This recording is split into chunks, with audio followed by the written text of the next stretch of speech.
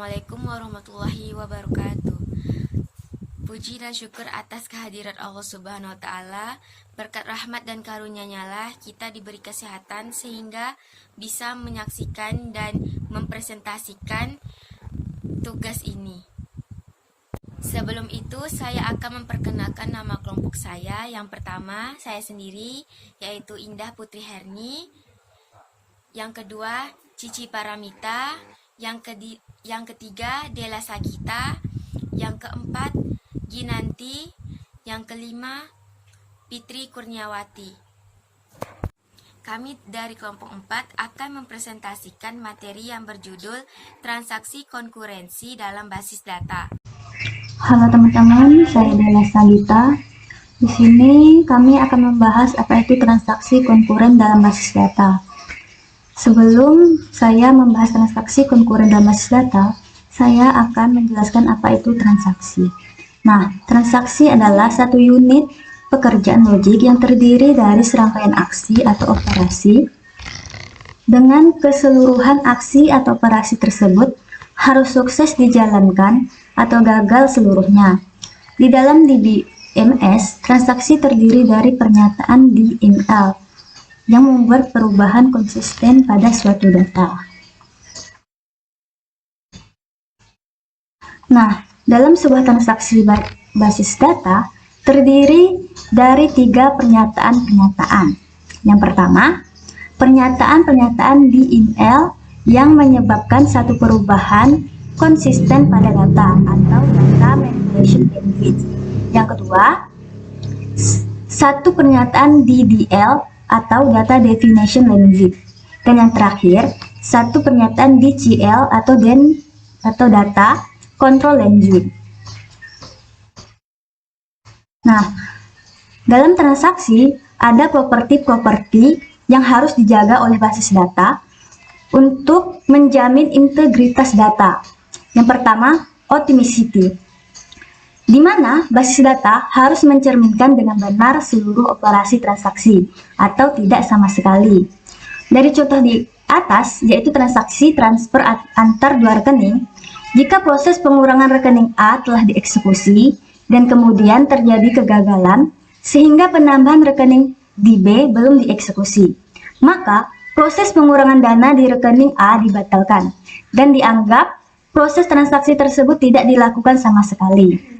Nah, yang kedua adalah konsistensi, di mana segala perubahan yang konsisten pada basis data mencerminkan dan sesuai dengan seharusnya terjadi dalam dunia nyata. Yang ketiga, isolation.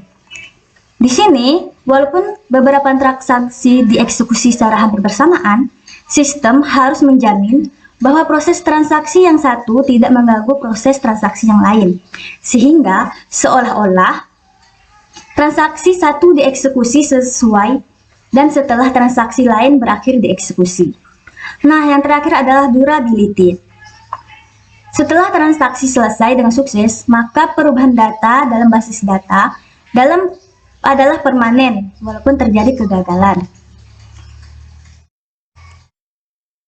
Kemudian, terhentinya suatu transaksi tidak selalu diakibatkan oleh kegagalan insidental baik dari perangkat keras atau crash maupun kemacetan sistem operasi atau hang. Tapi lebih sering terjadi karena user sengaja menghentikan transaksi atau karena penghentian transaksi oleh DBMS akibat adanya kondisi tak diinginkan seperti deadlock atau timeout. Ada 2 kemungkinan sebuah transaksi terlaksanakan. Yang pertama, jika dilaksanakan lengkap seluruhnya, transaksi tersebut telah dikomit dan basis data mencapai keadaan konsisten baru. Yang kedua, jika transaksi tidak sukses, maka transaksi dibatalkan.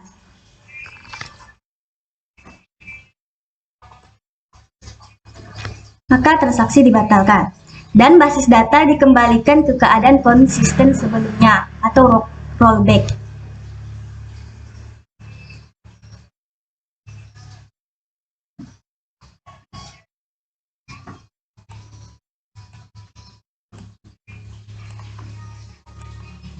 Kemudian, dalam transaksi ada status-status yang dapat dicapai oleh transaksi sejak mulai dilaksanakan hingga selesai atau batal.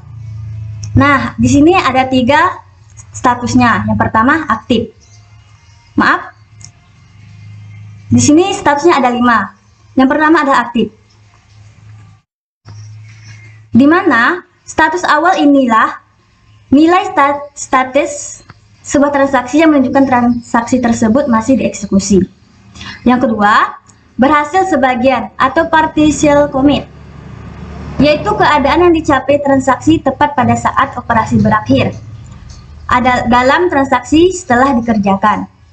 Yang ketiga, gagal atau pilot, yang merupakan keadaan di mana sebuah transaksi terhenti pengeksekusiannya sebelum tuntas sama sekali.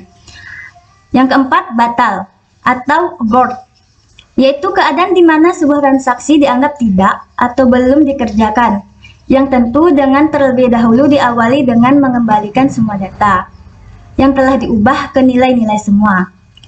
Di sini yang bertanggung jawab adalah DBMS.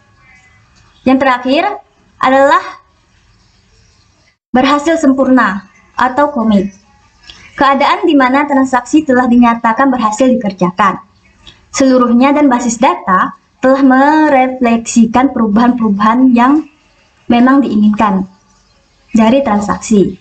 Nah, itulah pengertian dari transaksi. Selanjutnya, pengertian dari transaksi konkuren yang akan dibahas oleh teman saya, yaitu Ginanti.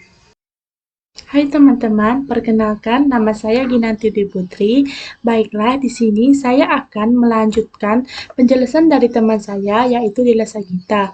Di sini saya akan menjelaskan tentang pengertian transaksi konkuren. Transaksi konkuren adalah bisa dikatakan sebagai suatu fitur di mana database management system DBMS mengizinkan banyak transaksi pada saat bersamaan untuk mengakses data yang sama.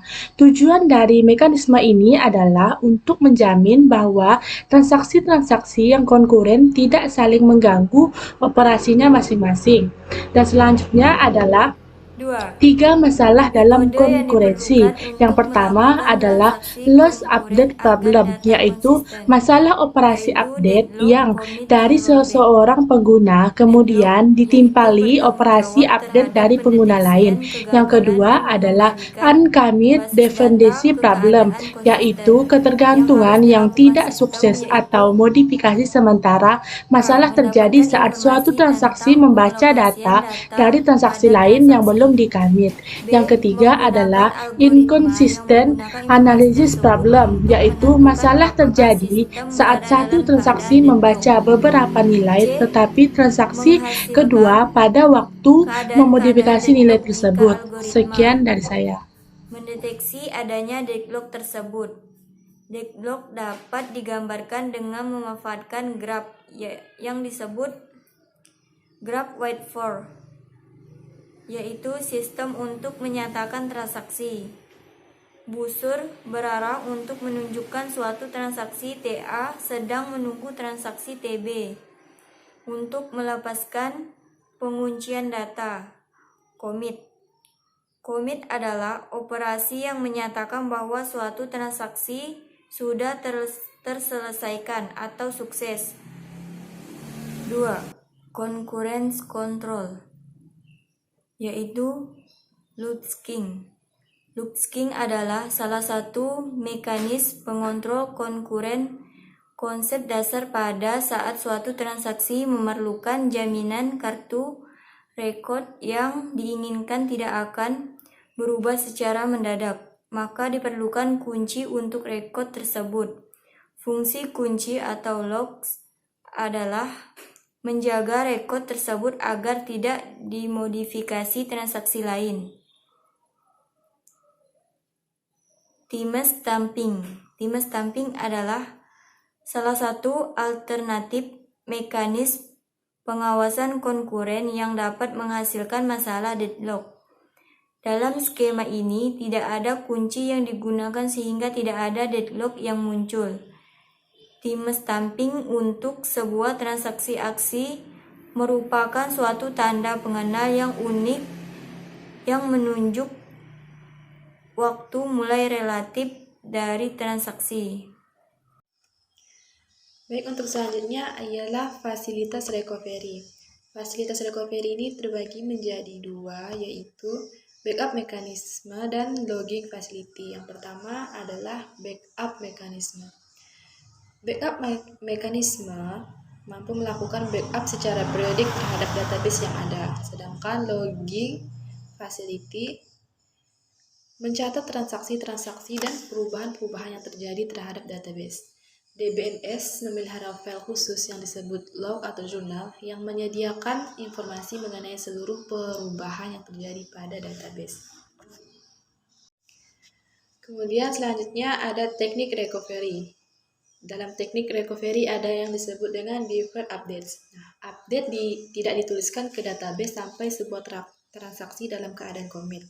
Jika transaksi gagal sebelum mencapai keadaan ini, transaksi ini tidak memodifikasi database dan juga tidak ada perubahan-perubahan yang perlu dilakukan. Immediate update diaplikasikan terhadap database tanpa harus menunggu transaksi dalam keadaan commit. Update dapat dilakukan terhadap database setiap saat setelah log record tertulis. Log dapat digunakan untuk membatalkan dan mengulang kembali transaksi pada saat terjadi kerusakan.